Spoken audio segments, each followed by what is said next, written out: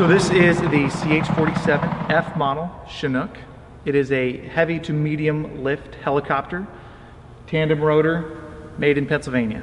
So my role when flying on the aircraft is obstacle clearance. Pilots have a very large aircraft behind them that they can't see very easily. So when they're hovering and making turns or positioning or maneuvering in an area, they need to be able to see what's behind them, next to them, and around them. So that's where we provide those eyes for them to do that. We also handle the passengers and the cargo that we take. So marshaling passengers on or off, making sure that their cargo is secured. When they get off, they're ready to get off. We also provide all of the external and internal loads or support for those, whether it's hanging beneath the aircraft, we're calling those loads, or if it's putting in the aircraft, we're securing it that way. I'd say the most unique thing about the CH-47 is the versatility that provides the ground force and Army commanders on the battlefield for getting the mission done. As you can see, it's the largest of the aircraft in the fleet. It has the most power, but with the certain mission requirements that we have, we can fit an entire infantry platoon in the back. We can sling load artillery pieces, boats, cargo, anything. We can maximize combat firepower in one space at one time with the power to do it, and the range to do it, and the speed to do it. So the water bucket mission, it's mainly in support of domestic operations for assisting the Forest Service in fighting forest fires. So we can actually lift about 17,000 pounds of water in the current bucket that we use, and we can put that wherever they need us to drop that water in case there's a forest fire to contain it. 2 turbine engines that generate upwards of 10,000 horsepower between the two of them, which provides us the predominant lifting force of the aircraft. We have 6 rotor blades between the front and the aft rotor heads, and that helps us provide all of our lift. You can see that they're quite large. They're about 33 feet long, and they each weigh at or around 350 pounds. We have 6 fuel tanks on this model.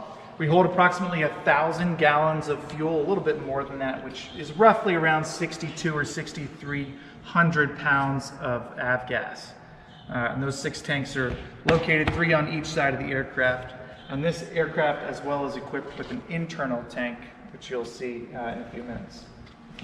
So we have landing gear on the bottom, 4 up front, 2 in the rear. We're at power steering. It's a pretty nice feature to have on an aircraft this size. You can equip skis into the areas that have more snow about them, and allows you to go into more environments as well. Previous models of the Chinook were actually capable of doing water landings, so they could land in the water, hover for about 30-40 minutes while they conducted amphibious operations. Back entrance there you saw, forward entrance up here. This is where one of the crew chiefs will sit during the flight. We can sit a crew chief up here, another one on the other side, and then typically in a mission set overseas, we'll have another guy on the ramp as well. Both of these two will operate firearms. They'll have machine guns that are mounted halfway through the door there, and that provides us some defensive cover. From this angle, you can see underneath the aircraft, we have our 3 external hooks that allow us to do either a 3-hook setup, a 1-hook setup, or what we call a tandem hook, which is just the front and the aft hooks to carrying external loads. Usually somewhere at maxed out between 18 and 20,000 pounds for those external loads. I get asked a lot about this antenna. This is not where the paratroopers come out and hang their stuff. This is just an antenna for the UHF radio. Parajumpers always go out the back in a nice big hole opening in the back there. Moving further back, a lot of people ask why we have one window that pops outward, and that's so the crew chief, myself, can stick our head out here and we can look out further or farther forward. We can look backwards, we can see the engine and look at its condition based off of that, but that's a pretty typical question. Okay, I'm going to walk you through the inside of the CH-47, which is really, Sergeant Andrews talked to you about the cargo hooks. We're going to move inside into the cargo bay, which is another area that provides this aircraft some versatility. So we'll just start here with the cargo ramp. We can load cargo on the ramp as well. However, what we can also do is we can mount one of our 3 M240 machine guns right here on the Stinger to provide us 6 o'clock security for any of those combat assault missions or hostile areas that we do. We can also have 2 M240 machine guns right up behind the cockpit in what we call right and left gun positions. And I'll show you those as we go along. So the ramp, we can load cargo on the ramp. And just a little overview, as you can see, it's pretty much it's a rather large capacity compared to other Army aircraft. And if it fits, it ships. If we have the power to pick it up and it can fit into this cargo bay, we can ship it to any type of ground force commander on the ground. Some of the things that we specialize in, we have a static line system where we can deliver both low cost, low altitude or airborne resupply, and we can also infiltrate paratroopers that way as well for airborne operations. That static line can also be used as a cargo winch to draw some of our heavier stuff to bring it up into the cargo bay, and we can also use it in some emergencies as a hoist recovery for any type of CASEVAC missions or any type of rescue missions in support of state and local authorities as well. So without further ado, we'll kind of come up into the cargo compartment. This is the primary entrance and exit of the aircraft. I know that ground forces, as a former ground guy myself, I really liked this because it was about the easiest way to get on or off the aircraft. Typically when we do that, that's when our crew chiefs in the back, they count, make sure we have accountability for everybody. But it makes it for ease of use for ground forces to ingress and egress the aircraft. As we move on, you see that we do have seats on the side. We have up to 33 troop seats, and then we have 1 commander seat up front, which I will show you. So this is real easy to get to. As you run on, you can just kind of bunch up, load from front of the aircraft to the rear, and then you strap in and we have those seats. This is where we can actually hook up a sling load with one of our crew chiefs or flight engineers in the back. He can go down here, and that's the center hook of one of our 3 hooks. We've also used this in the past for all kinds of things: emergency egress, hoists, certain types of infiltrations, exfiltrations, things like of that nature. Essentially, you see this red line on the floor. Essentially, from there back is what we call the customer. That is his area. That was where we can load his stuff based on whatever his intent for the mission is. You notice the cockpit now. Like I said, this is the Fox model cockpit. If you look up front, we have those 5 computer screens. We call those multifunction displays, or MFDs. What they allow us to do up front is we have our standard aircraft instrumentation on those. Also, we have the our condition system, so we can know what temperature my engines are running at, what pressures the oil is at. So our standard aircraft instrumentation. Yeah, it's a little hazy, maybe a little rain, but so a lot of stuff going on up in that cockpit. It gets pretty busy at times depending on the mission that you're on.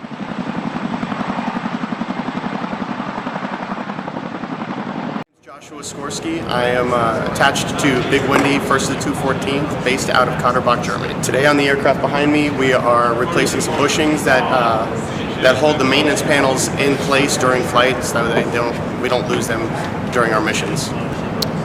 If you're thinking about joining the Army, I would definitely go aviation, and in aviation, I'm kind of biased. I'd have to choose the 15 uniform series because we get to work on this big beautiful beast behind me and fastest helicopter in the military. What I love about my job as a 15 uniform is that my office is over 1,000 feet in the air.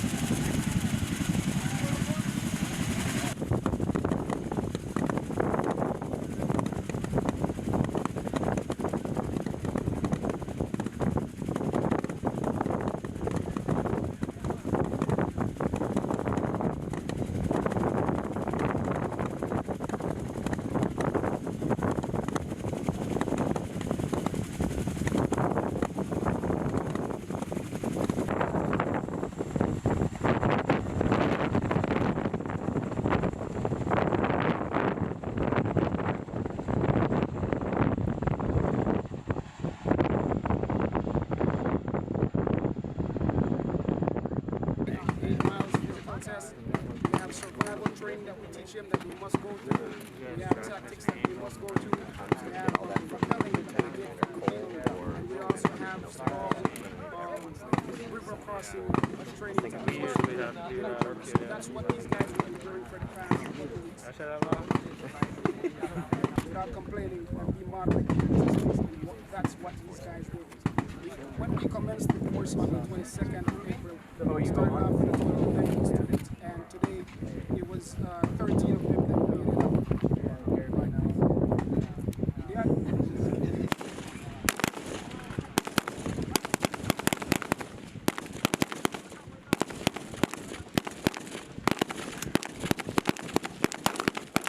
Any questions about that? Pretty cool though, right? So weigh? Remember, I guess it depends. So I mean, you got your mags here, so it gets a little heavier, obviously, with the ammo in it.